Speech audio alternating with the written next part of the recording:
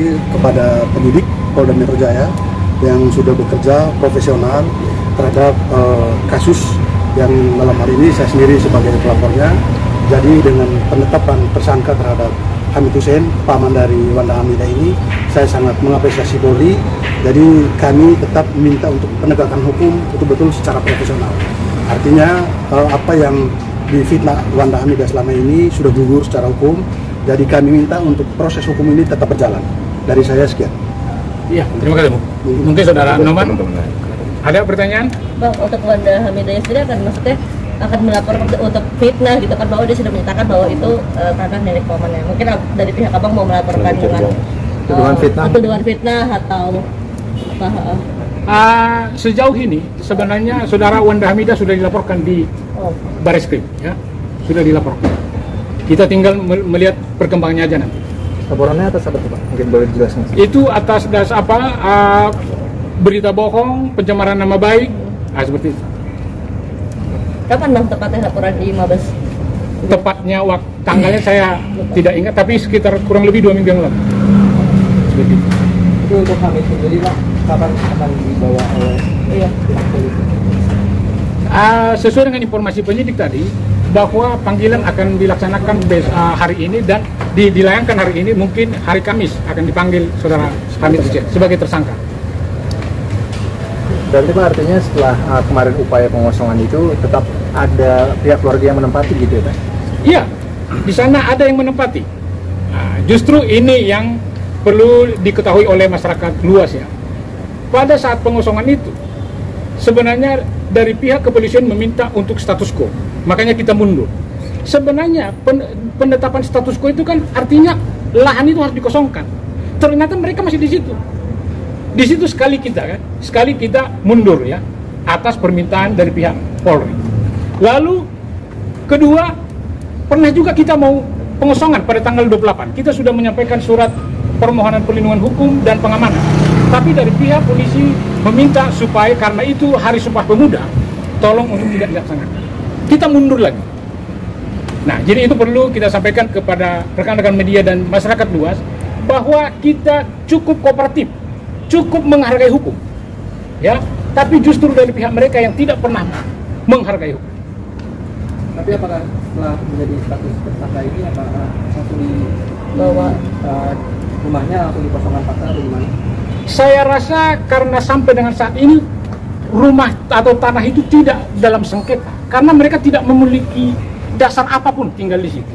Sebenarnya kapan saja pun itu bisa kita masuk, karena itu hak milik daripada klien kita, Pak Yapto. Seperti itu ya, kapan saja pun itu bisa kita duduki. Jadi dengan keluarnya penetapan tersangka hari ini, ya kita akan melihat nanti bagaimana selanjutnya ya. Artinya tidak perlu harus ada keputusan pengadilan seperti yang diungkapkan Wanda Hamidah begitu ya Pak? Karena ini tidak dalam posisi sengketa. Bukan sengketa Pak. Ya, karena apa? Karena sampai sejauh ini ya, perlu saudara ketahui, mereka sedang menggugat di TUN. Ya. Yang digugat mereka itu bukan sengketa kepemilikan, tapi proses pengosongannya. Berarti kalau sampai dengan saat ini kita waktu hari pengosongan 13 Oktober, kita kan sudah sampaikan juga ke rekan-rekan media bahwa lokasi itu tidak dalam posisi sengketa. Kalau sengketa itu berarti kan mereka memiliki sertifikat atau bukti lain gitu ya. Kenapa mereka tidak menggugat ke BPN? Karena tidak ada legal standing mereka. Jadi mereka ini masih mengulur-ulur waktu aja. Saya rasa seperti itu.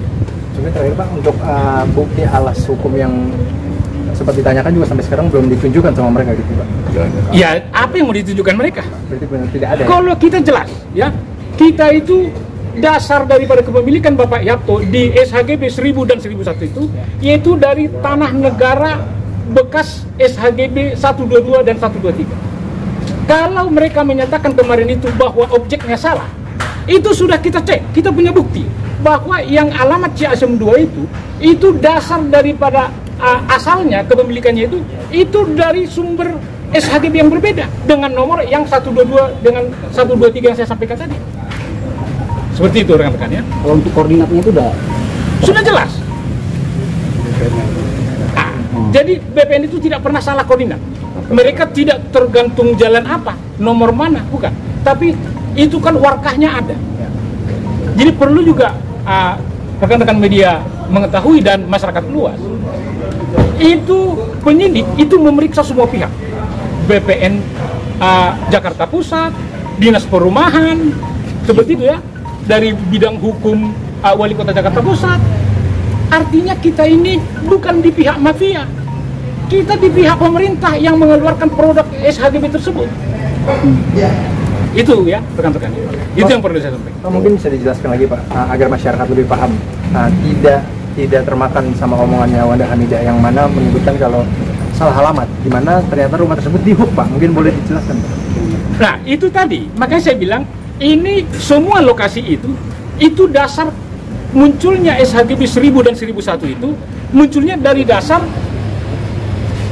bekas tanah negara, bekas SHGB 122 dan 123. Itu lokasinya semua.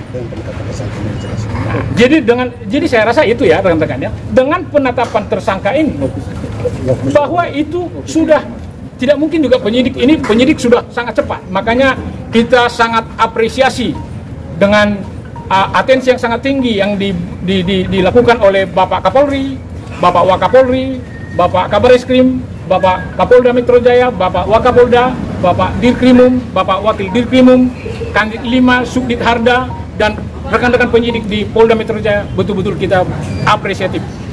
Seperti itu ya, rekan-rekan. Oke? Ada lagi?